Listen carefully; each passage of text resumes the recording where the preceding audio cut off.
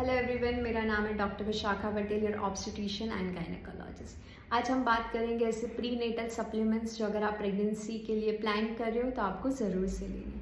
Pregnancy में healthy diet के अलावा भी इम्पॉर्टेंट होते हैं प्री नेटल सप्लीमेंट्स। पहला है फॉलिक एसिड। फॉलिक एसिड बच्चे के ब्रेन डेवलपमेंट में और स्पाइनल कॉर्ड डेवलपमेंट में मददरूप होता है। वो बच्चे को न्यूरल ट्यूब डिफेक्ट से बचाता है। दूसरा है vitamin D. Vitamin D mother की इम्यूनिटी को इम्प्रूव करता है, इम्प्लांटेशन में मददरूप होता है और एक हेल्दी प्रेगनेंसी में सपोर्ट करता है। तीसरा है एंटीऑक्सीडेंट। अगर आप एंटीऑक्सीडेंट रिच डाइट ले रहे हो या एंटीऑक्सीडेंट के सप्लीमेंट्स ले रहे हो तो वो आपकी एग क्वालिटी को बेहतर करता है, बॉडी में जो सेल डैमेज है उसे कम करता है, इसीलिए कंसीव होने के चांसेस को बढ़ा देता है।